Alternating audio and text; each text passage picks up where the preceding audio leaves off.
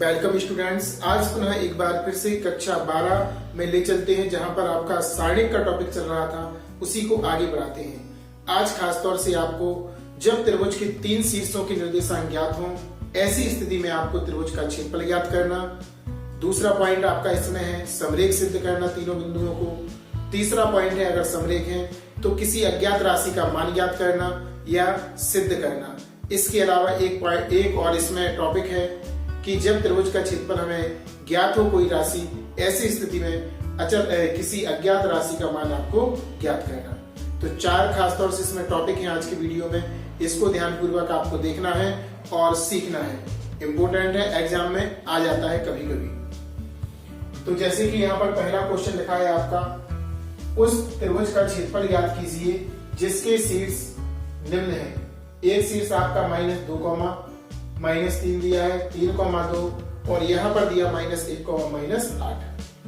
3 बिंदु दिए हैं, यानी कि शीर्षों के निर्देशांक आपको बताना। आपको त्रिभुज का क्षेत्रफल ज्ञात करना है, एरिया फाइंड करना है, वो भी सारणिक विधि से। इसको और भी निर्देशांक ज्यामिति से भी सीखा है हमने, उससे भी निकाल सकते हैं, लेकिन उसका प्रयोग नहीं करना है यहाँ पर केवल सारणिक का प्रयोग करना है। तो यहाँ पर बिना देरी करते हुए डायरेक्ट चलते हैं सारणिक की ओर। पहले इसको लिखते हैं हम, किस प्रकार से लिखेंगे। त्रिभुज का क्षेत्रफल 1/2 आगे आता है, सारणिक का चिन्ह लगेगा। इन बिंदुओं को क्रम से लिख लेंगे, -2, -3, 3,2, -1, -8 और लास्ट वाला पॉइंट आपका 1 होता है। ए हमेशा कॉमन रहेगा हर क्वेश्चन में। जो बिंदु रहेंगे C1 और C2 में लिखे जाएंगे वो, और C3 आपका हमेशा 1 अपने मन से लेना है, अकॉर्डिंग टू मी। क्लियर? तो ये सारणिक में हम लिख चुके हैं इसे। अब हम आगे बढ़ते हैं, और सारणिक में नियम होता है लगातार 2 जीरो बनाने का। तो आपको बता दें, इसका नाम है C1, इसका C2, इसका C3। पहला स्तंभ, दूसरा स्तंभ, तीसरा। और इसका नाम है R1, रो। इंग्लिश में कहते हैं इसे रो। R1, R2 और R3। अगर हम इसमें से इसे घटा दें तो यहाँ पर 0 बन जाएगा, और इसमें से इसे घटाएं तो यहाँ पर 0 बन जाएगा। आपको 2 लगातार 0 बनाना है। कितने 0 बनाना है? 2 लगातार 0 बनाना है। तो सबसे पहले हम इसमें क्रिया करते हैं और लिखते हैं R1 में क्रिया होगी, किसमें होगी? R1 में। R2 एरो, ये है R2, इसका नाम क्या है भाई? R2। R2 arrow, R2 minus R3, R2 arrow, R2 minus R3। देखो, इसकी जगह पे लिखना है, R2 का मतलब इसकी जगह पे लिखेंगे, और क्या करेंगे? इस वाली लाइन में से इस वाली लाइन के अवयवों को घटाएंगे। अगर नहीं आ रहा है समझ में, तो पहले R2 लिखा है ना, तो R2 के अवयव लिख दो, 3, 2, 1। अब लिखेंगे R3 के अवयव, -1, -8, 1। अब इनका चिन्ह बदलेंगे, ये प्लस हो जाएगा, ये प्लस हो जाएगा, ये माइनस। यहाँ पर तो आपका 0 हो जाएगा, जी वाला चिन्ह नहीं देखा जाएगा। 3 और 1 कितना हो जाएगा? 4, 2 और 8 कितना हो जाएगा? 10। तो आपको बता दें, पहली लाइन को तो सेम लिखना है, R1 को, जी R1 है आपकी, R1 को सेम लिखना है। अब R2 के प्लेस पर जो सॉल्यूशन प्राप्त हुआ है 4, 10 और 0, इसको लिखा। इसके बाद एक प्रोसेसिंग और होना है इसमें इसकी जगह पे R3 की जगह पे लिखेंगे, और R3 में से R1 को घटाएंगे। देखो, इसकी जगह पे लिखना है, इसमें से R1 को घटाना। ए वाला R1 है आपका, ए R2 है, ए R3। तो R3 में से R1 को घटाना। R3 को लिख लो यहाँ पर, -1, -8, 1, और यहाँ पर -2, -3, 1। अब घटाएंगे तो ए प्लस, ए माइनस। ए वाला चिन्ह नहीं देखा जाएगा, प्लस का 2 है, माइनस का 1 बचेगा। माइनस का बड़ा है, 8 में से 3 जाएगा तो आपका 5 हो जाएगा, माइनस का यहाँ पर 0। और लिखना कहाँ पर है? R3 की जगह पे। R3 का प्लेसमेंट कहाँ है? तीसरे नंबर पे। 1, -5 और यहाँ पर आएगा 0। और जो बगल में हमने रफ किया था ना, इसको बाद में हम क्या कर देंगे? मिटा देंगे। अब हमारा देखो C3, इसको बोलते हैं C3 में लगातार 2 जीरो आ गए, तो C3 के सापेक्ष विस्तार करेंगे, इसका प्रसार करेंगे। क्या करेंगे? प्रसार। जिसमें लगातार 2 जीरो होते हैं उसके सापेक्ष हम कर देते हैं प्रसार। देखेंगे C3 के सापेक्ष विस्तार करने पर, अच्छी तरीके से देखना, तो यहां से चिन्ह लेंगे प्लस माइनस प्लस। चिन्हों के बारे में आपको बता दें, चिन्ह के लिए ये दिया जाता है plus minus plus, minus plus minus, plus minus plus, इसके अकॉर्डिंग चिन्ह चलते हैं इसमें। तो इसका प्लेसमेंट क्या है? प्लस माइनस प्लस, प्लस है इसका, तो यहां पर हम लिखेंगे प्लस का 1 है इसको। अब इसे लिखेंगे तो इसको छिपाएंगे हम और इसे छिपाएंगे, इसको छिपाएंगे और इसको छिपाएंगे। अब शेष क्या बचा आपका? 4, 1, 10 और माइनस के 5। देखो 1 को लिखा अपन ने तो इसको छिपा दिया और इसको, ओनली आपके इतने एलिमेंट बचे 4, 1, 10 माइनस के 5। जी आपका त्रिभुज का क्षेत्रफल निकालना। और आगे कितना है? 1/2 तो आगे चल ही रहा था, 1/2 आगे पहले से था, 1/2 आगे कैसा था? पहले से था आपका, है ना। तो यहां पर हम प्लस का 1 ले लेंगे।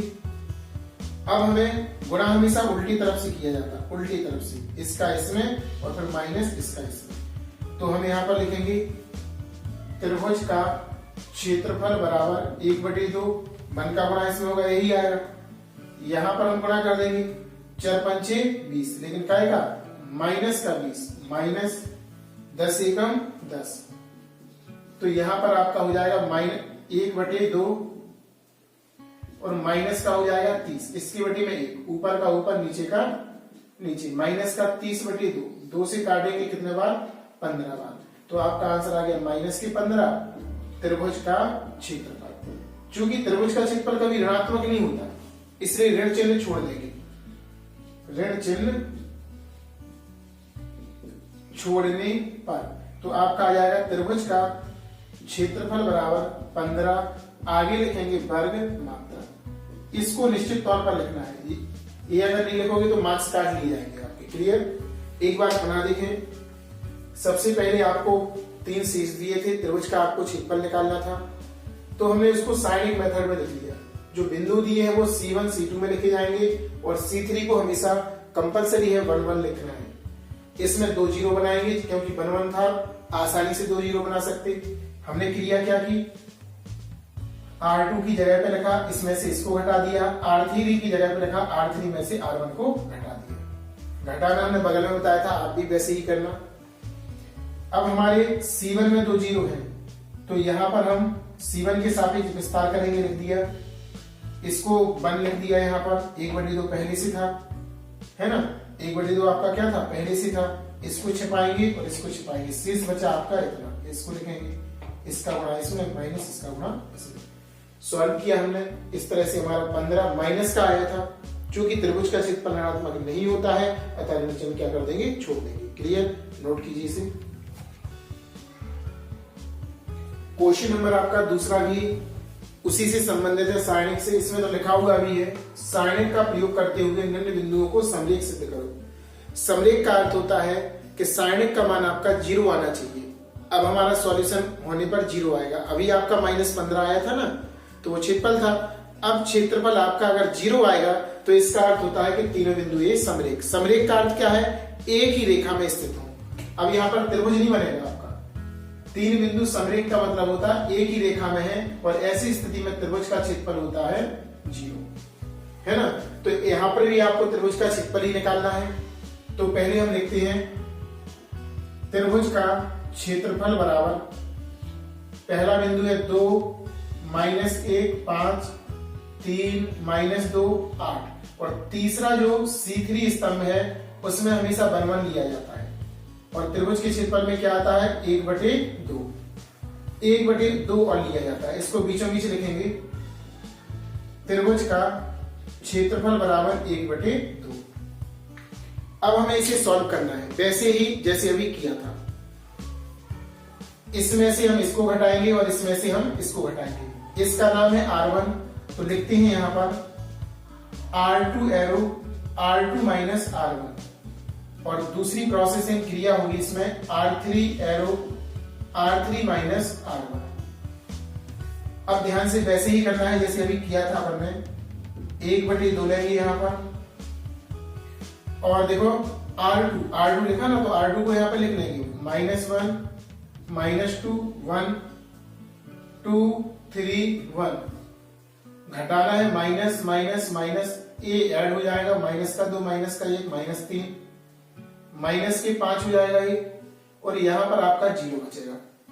तो R1 को तो सेम लिखना है, R1 में कुछ नहीं करना, 2 3 1, और यहां पर लगे -3 -5, और यहां पर 0 आ जाएगा। ऐसे ही आपको R3 के प्लेस पर लिखना है, R3 में से R1 को घटाना है। R3 आपका 5 8 1 2 3 1, माइनस माइनस माइनस 0 हो जाएगा, यहां पर 5 बचेगा, और यहां पर आपका 3 आएगा, तो 3 5, और यहां पर क्या है आपका 0।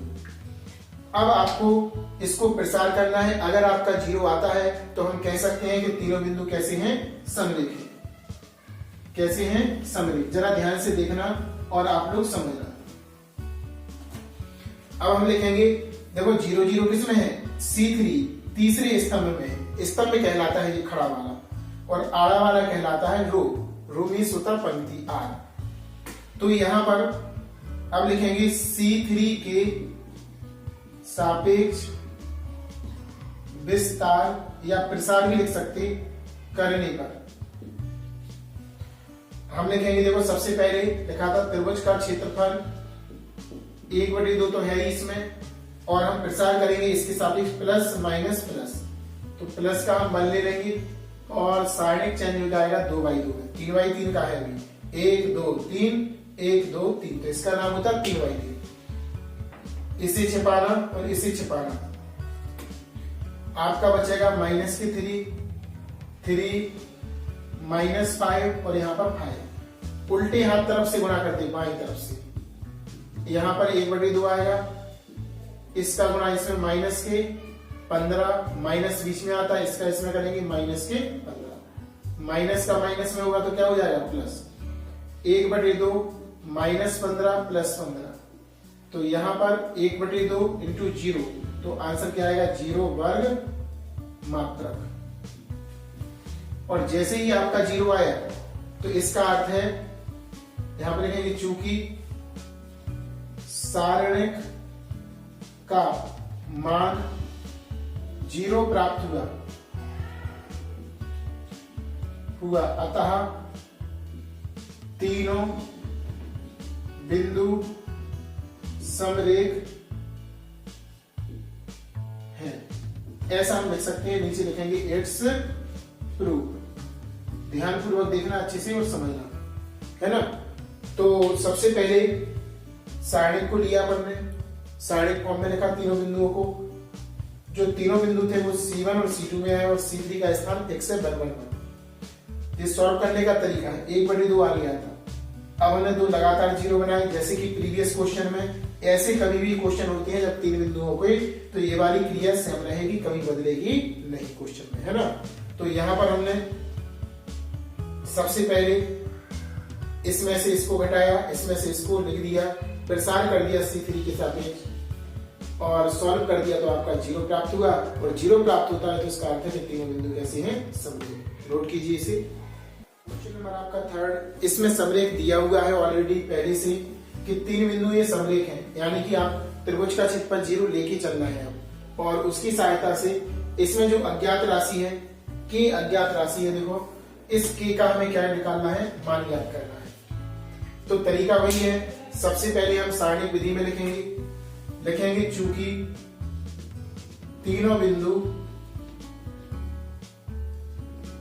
समरेख हैं, तो त्रिभुज का क्षेत्रफल बराबर होता है 0। इसको आपको लेके चलना है ना। तो यहां पर हम त्रिभुज का क्षेत्रफल 0 लेते हैं, 1/2 आगे आता है और त्रिभुज की क्षेत्रफल में पहले स्तंभ में और दूसरे स्तंभ में ये वाले बिंदु लिख लेते हैं 2, K और 0। ये पहला वाला है, ये पहले स्तंभ में आएगा, तो दूसरे वाला है, ये दूसरे स्तंभ में आएगा। लिखने का तरीका देखो, इसको पहले लिखा है, इसको बाद में, इसको बाद में, सेकंड वाली सेकंड लाइन में, और थर्ड वाला क्लियर है जिसमें 1 1 लेना है। ये तो साफ है, स्पष्ट है कि हमेशा हर क्वेश्चन में जब भी 3 बिंदुओं वाले दिए हो त्रिभुज के, तो हमेशा लास्ट में 1 1 देना है आपको। क्लियर? अब तरीका वही रहेगा। अभी हमने जो प्रोसेसिंग की थी R2 arrow, R2 minus R1 और एक और होगी R3 arrow, R3 minus R1। इसमें से इसे घटाएंगे और इसमें से इसे, जरा ध्यान से देखना। तो हमने क्या किया, सबसे पहले R2 को लिख लो K -1 1, 2 -3 1, घटाएंगे माइनस प्लस माइनस, यहां पर 0, ये वाला चिन्ह नहीं देखा जाएगा, 3 में से 1 जाएगा तो 2, और इसमें से इसको घटाएंगे तो K -2 आ जाएगा। ब्रैकेट का यूज करना पड़ेगा, यहाँ लिख देंगे हम। यहां पर आपका आएगा K -2, C2 में लिखना है, वो R2 में लिखना है, सॉरी R1 को तो सेम लिख दो। यहां पर लिखेंगे अपन K -2, 2 और 0। अब हमें प्रोसेसिंग करना है R3 के लिए, R3 में से R1 को घटाना है। R3 लिखेंगे, R3 में आपका है 0 4 1 2 -3 और 1। R3 को लिख दिया, फिर R1 को लिख दिया, चिन्ह बदलेंगे माइनस प्लस माइनस, यहाँ पर 0, ये वाला चिन्ह गायब हो जाएगा, प्लस प्लस का 7 आएगा और यहाँ पर माइनस का 2, तो -2 7 और यहाँ पर 0, और बराबर में 0 लिखना नहीं भूलना है आपको। क्लियर? 2 0 आ गए अपने। अब लिखना है C3। हर क्वेश्चन सेम है आज का, चाहे वीडियो का पहला क्वेश्चन देख लो और चाहे आखिरी देखना, करने की विधि सेम है, क्योंकि 3 शीर्षों वाले क्वेश्चन है ना। अब हम लिखेंगे C3 में 2 0 आ गए हैं, तो C3 के सापेक्ष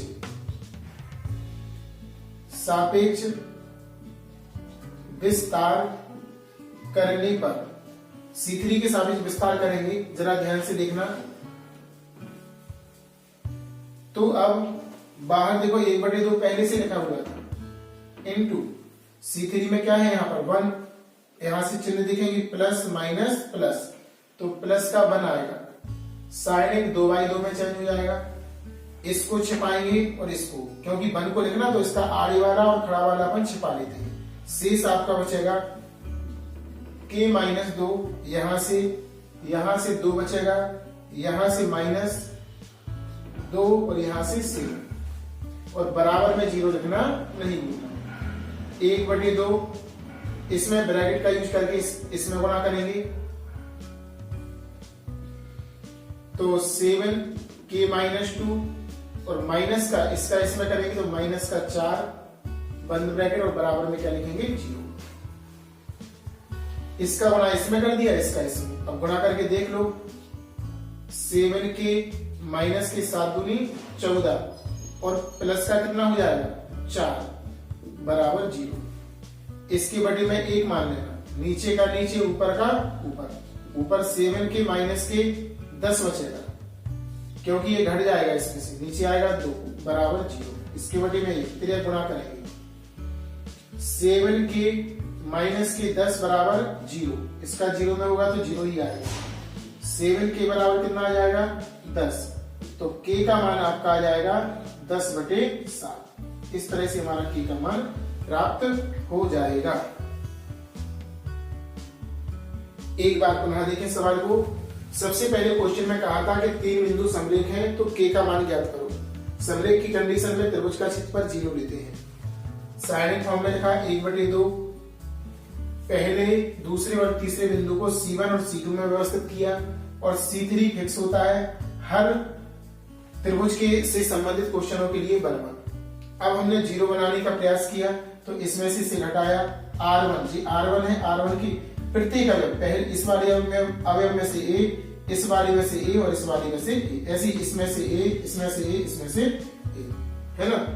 इस प्रकार से हमने इसको घटाने का काम कर दिया हमने। फिर 2 जीरो आपके C3 में है, इसको C3 बोलते हैं। C3 के सामने विस्तार करने पर 1/2 पहले से इसको लिखा, चिन्ह यहां से रहेंगे प्लस माइनस प्लस, इसको छिपा देंगे और इसको जितना बचेगा उसको शेष लिख देंगे। तो गुणा किया, बाएं पक्ष से गुणा कर दिया, बाएं तरफ से, इसका इसमें और इसका इसमें, सॉल्व किया, जोड़ दिया, तरह गुणा किया, 7 का भाग लगा दिया। इस प्रकार हमारा आंसर आ गया। नोट कीजिए।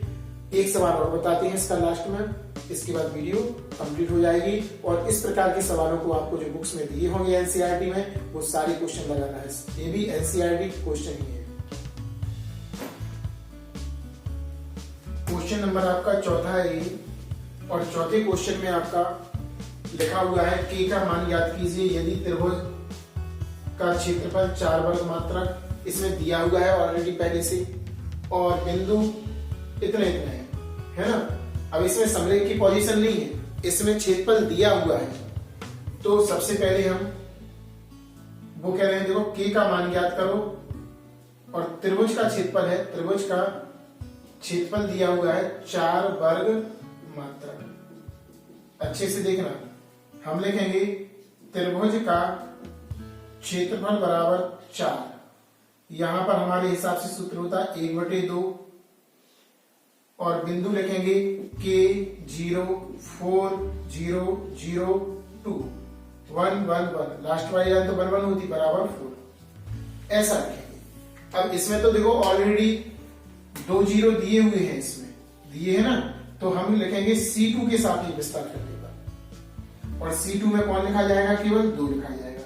इसमें तो ऑलरेडी दिया हुआ है 100, अगर नहीं दिया होता तो इसमें से इसको घटाते, इसमें से इसको, तो यहाँ पर 2 जीरो बना लेते, है ना। अगर बनाना हो तो बना भी सकते हो आप लोग, अगर आपको लगता है, लेकिन क्यों करेंगे जब सरल से सॉल्व पूरा हो।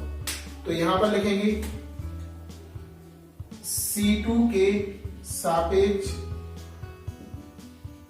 विस्तार करने पर, तो यहां पर देखो C2 के सापेक्ष जब विस्तार हो रहा है तो इसे लिखना है, तो इसका नंबर लिखना पड़ेगा पहले 1/2 plus minus plus minus plus minus plus minus.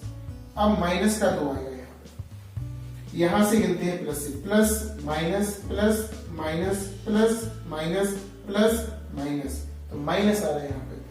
अब हम 2/2 की टेबल चेंज करेंगे, कैसे, जहां पर ये लिखा होता है इसको छिपाते हैं, खड़े वाली लाइन और आड़ी वाली लाइन, शेष जो अवयव बचे 1 1 के और 4, देखो दिखाई दे रहा ना। तो इसको हम लिखेंगे यहाँ पर के, यहाँ पर 4 1 और 1, और बराबर में कितना लिखा है 4। इससे ये कैंसिल हो जाएगा, लेकिन माइनस का चिन्ह लगा रहेगा, माइनस का बनवा।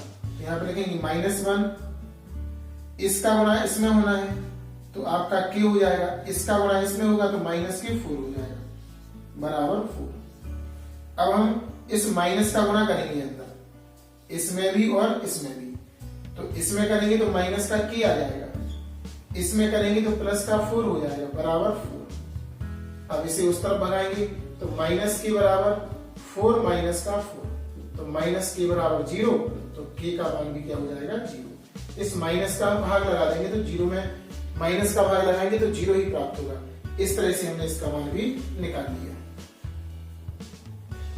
इस प्रकार इस क्वेश्चन का भी आंसर आ चुका है 0। के का मान कुछ भी आ सकता, माइनस का, प्लस का या 0, तो बटे का भी आ सकता था। यहाँ पर सारे क्वेश्चन एनसीईआरटी बुक से हैं, चाहे आपका एमपी बोर्ड हो, यूपी बोर्ड या आपका बिहार बोर्ड हो, राजस्थान बोर्ड हो, या इंग्लिश मीडियम के जो एग्जाम होते हैं सीबीएसई बोर्ड, सारे बोर्ड का इंपोर्टेंट क्वेश्चन है ये। हर बोर्ड में सेम है, कोई समस्या नहीं है, क्योंकि एनसीईआरटी सारी बुक्स में क्वेश्चन लिए गए हैं और वही क्वेश्चन आपके एग्जाम में आते हैं। तो ये भी सारे एनसीईआरटी क्वेश्चन हैं। आपके पास जो भी एनसीईआरटी बुक हो उसके क्वेश्चन आप लोग लगाने के लिए रेडी हैं। इन क्वेश्चनों की प्रैक्टिस आप लोग 2 या 3 बार कीजिए। अगर आपको अच्छा लगता है तो चैनल को सब्सक्राइब कीजिए और शेयर करना ना भूलें, ताकि और बच्चों को भी इसका लाभ मिल सके और वो भी आसानी पूर्वक सीख सकें।